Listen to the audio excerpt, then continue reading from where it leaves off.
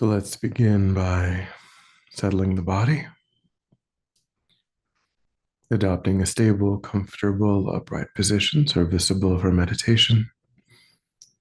So we think about keeping our feet flat and our back straight, torso open. Hands in the lap, right over left, with the palms upturned and the thumbs gently touching. Our eyes are gently closed or slightly open, making sure we let in enough light to remain alert.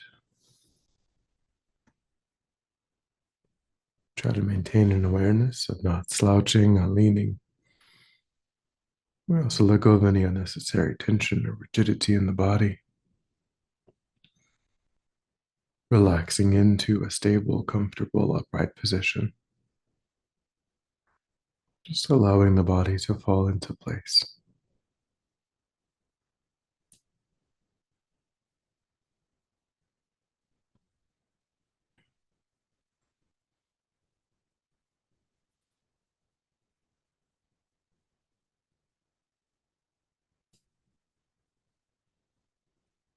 We begin to let go of attending to the outside world,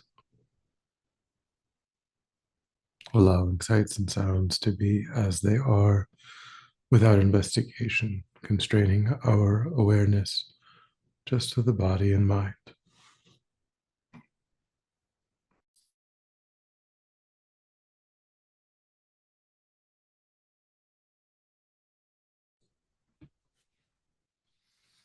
Letting go of thoughts of the past, plans for the future,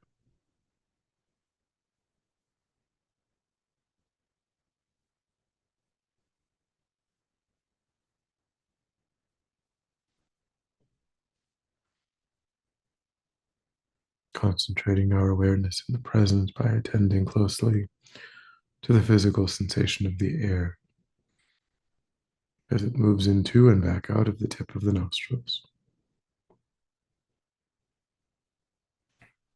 Giving ourselves the instruction to notice quickly when anything other than that one physical sensation is arising in the mind. And then, without judgment or frustration, to lift our awareness up from those distractions, to place it gently but firmly again and again on the breath.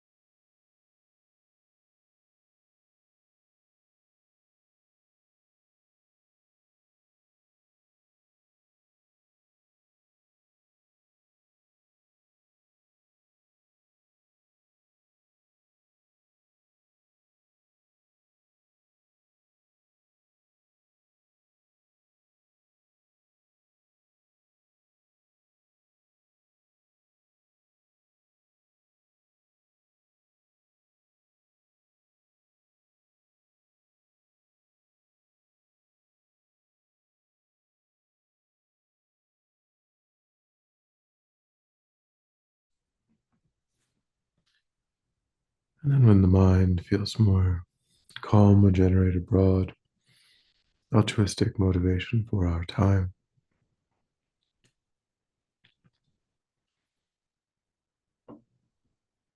So begin to recognize all of the ways in which you yourself are deeply motivated to be happy,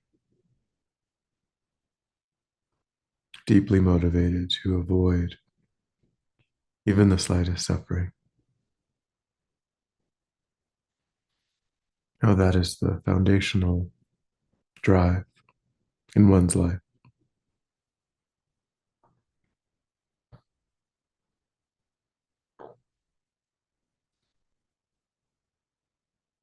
And recognize that every other sentient being is in exactly the same position as oneself.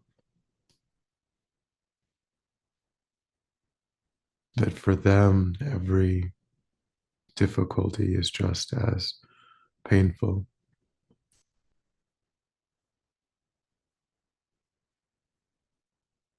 And they long for contentment and peace just as fervently as oneself.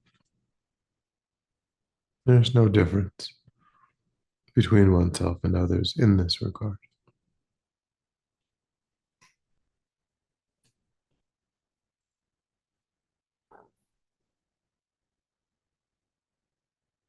I think up until now, I myself have only followed the self cherishing mind, the mind that seeks my own welfare above those of all others,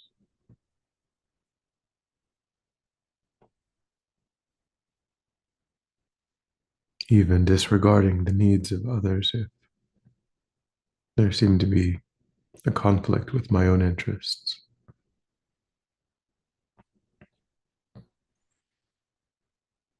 Following this mind has empowered afflictive states like hatred, jealousy, covetousness,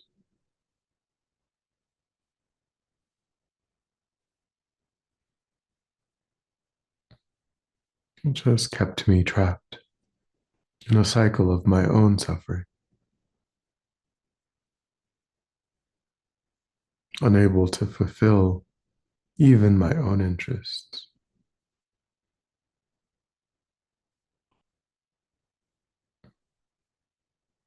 So now is the time to move beyond the mind of self cherishing, to cultivate a mind that works for the welfare, the benefit of all sentient beings.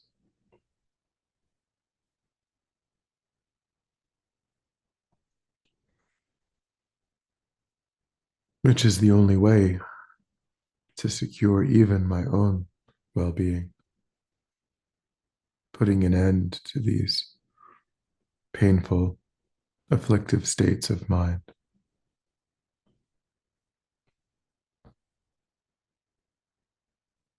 I think that process of transforming my mind is the purpose of my time so that day by day I can be of greater and greater benefit to others.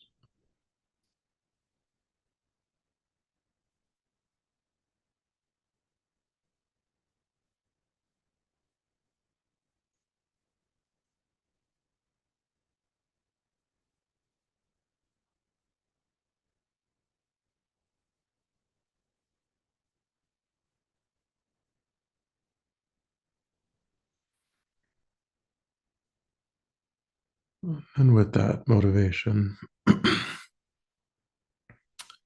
begin to work on one type of biased mind.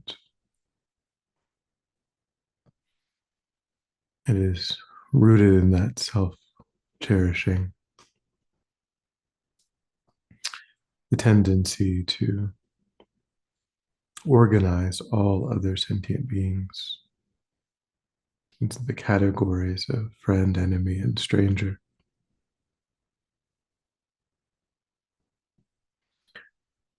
So think in your own life, who are representatives of these groups?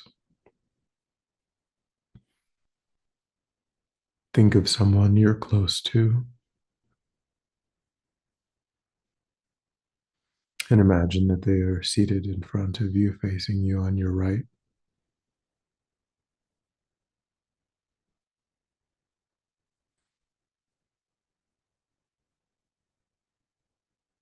And then think of the image of someone that you saw in the last day or so on the street, in the store,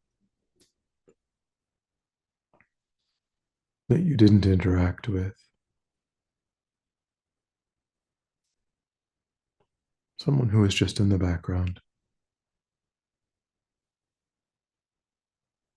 And imagine that they are seated facing you in front.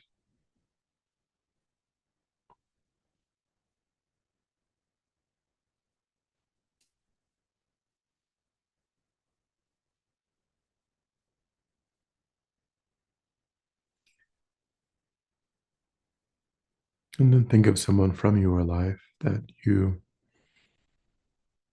have difficulty with, someone who agitates you.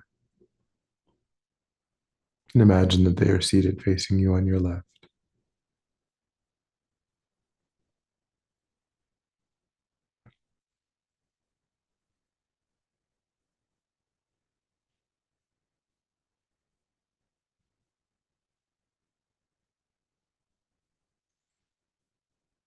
Begin to focus your attention to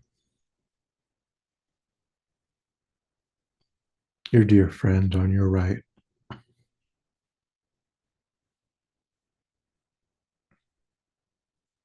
Thinking back over the time that you've known them.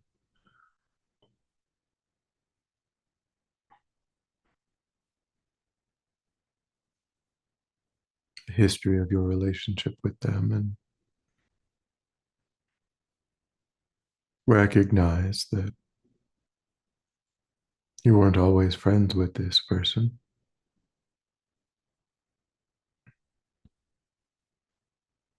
There was a first meeting with them.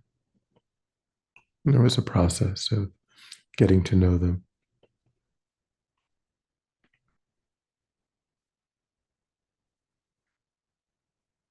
So try to think, why is it that they became someone I am close to?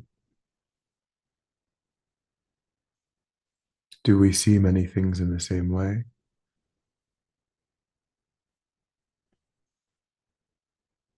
Do they agree and support my interests?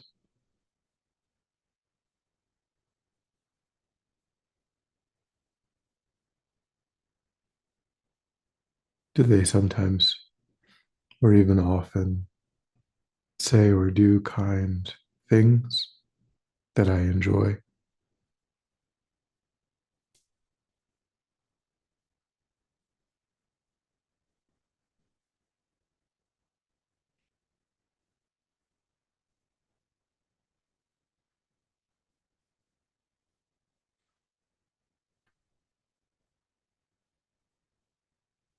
Try to get some clarity on that process of developing closeness with them.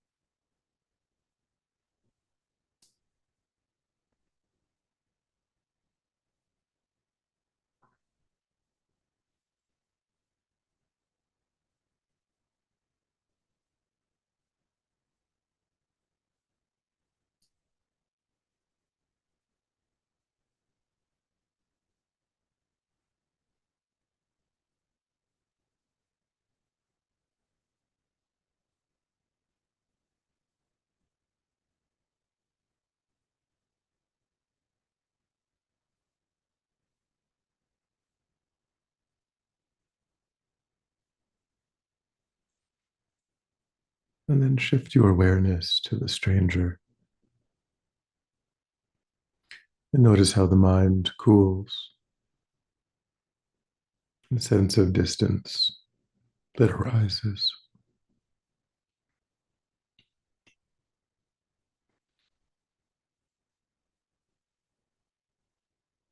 Notice your lack of familiarity, your lack of interest.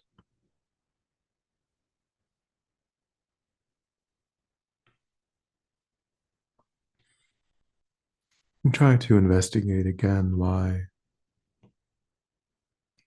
that sense of warmth has dissipated.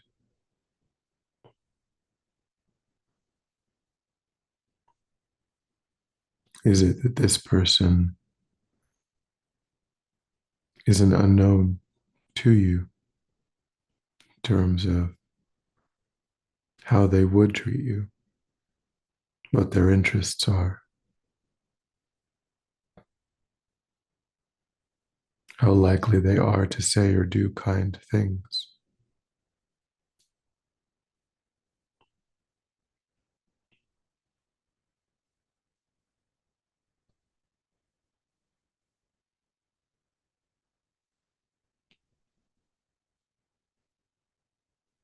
Recognize from their side that they are a complete person with friends, family, desires, fears.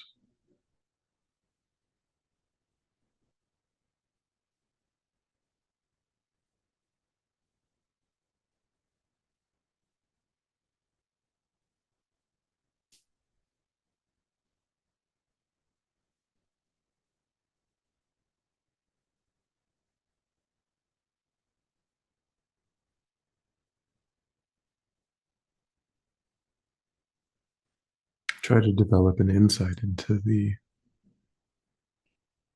reason that your mind has shifted its perspective.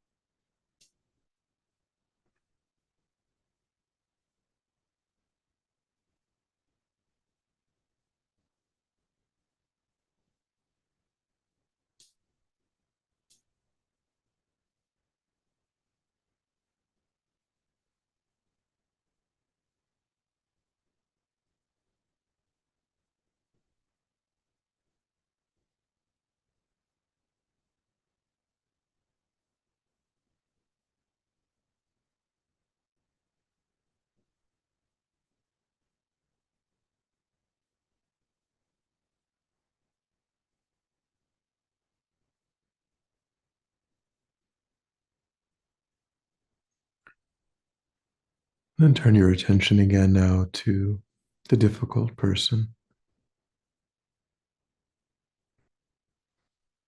the person that you do know in your life that agitates you.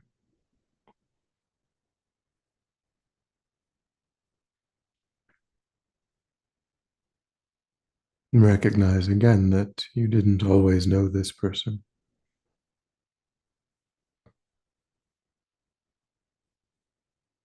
Over time, they acted in a way that you disliked,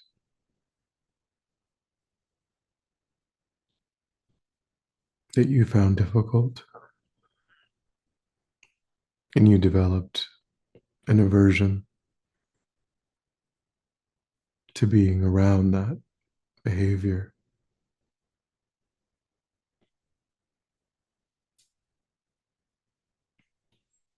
but think that they too, from their side, are a complete person with people who love them, who worry about them. They themselves wish to be happy, wish to be free of suffering. They themselves have fears and anxieties, hopes and dreams.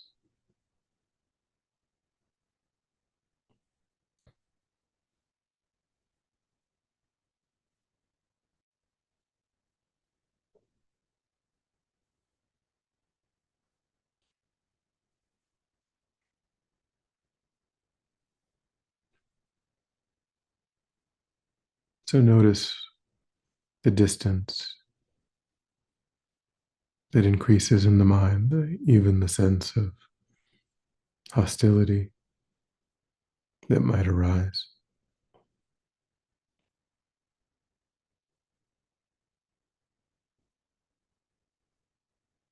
And recognize that it's just based on one's own preferences,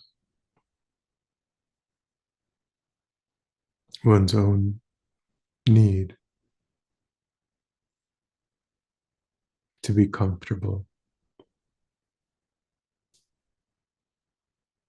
to feel supported.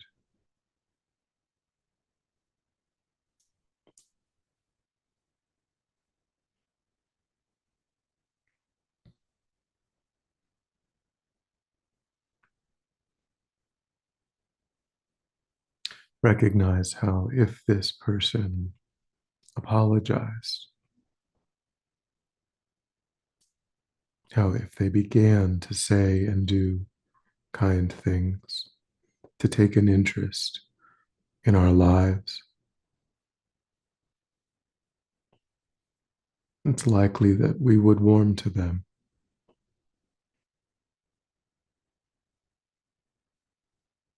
In the same way, if the stranger spoke to us, had commonalities with us, we could easily develop a strong friendship.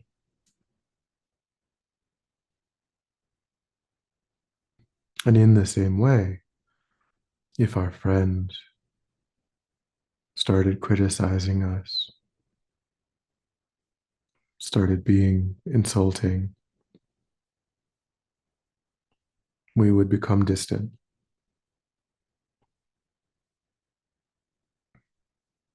So we can see how these three categories are based on nothing but our own ego's desire to be comfortable, to experience only that which is pleasant, to never experience that which is difficult.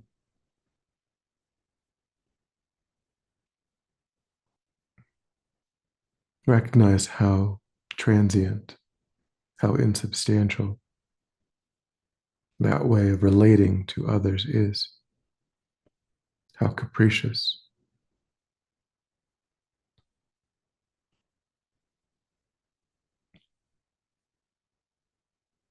The deeper truth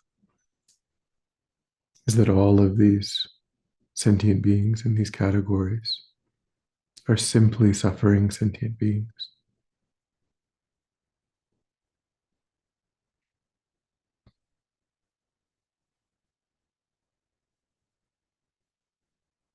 And our interest in helping them should be aligned with that deeper truth.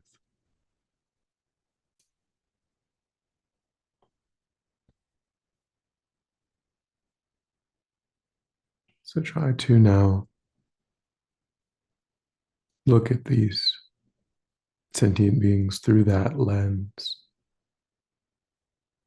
rather than the lens of the ego.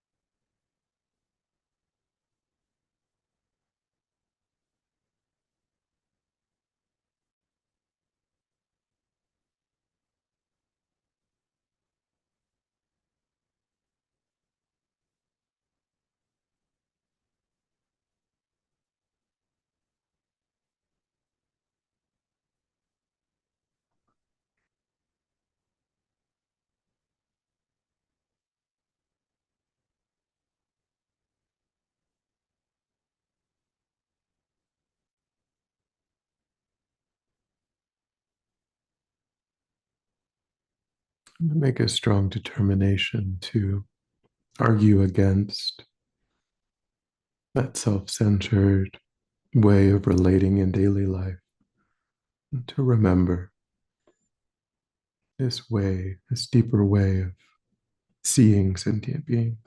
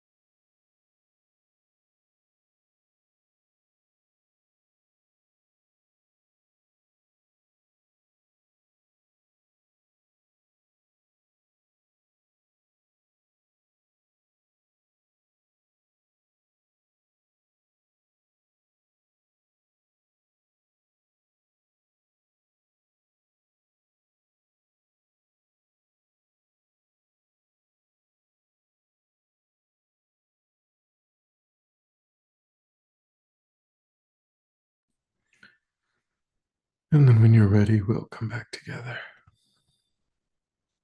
And we'll dedicate.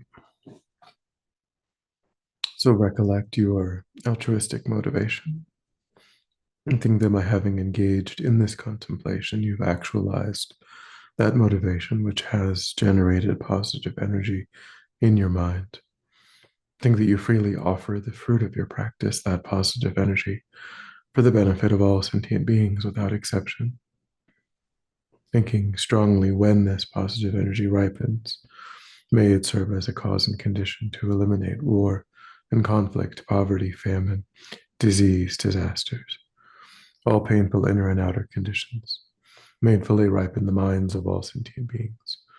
May they quickly meet perfect teachers and arise in the state of full enlightenment. May I too achieve the state of enlightenment so that I might work for the benefit of all sentient beings perfectly.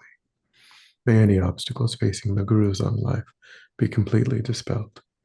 May I and all sentient beings in this moment come under the joyful care and guidance of enlightened beings. May we be guided and protected until we swiftly achieve that state of enlightenment.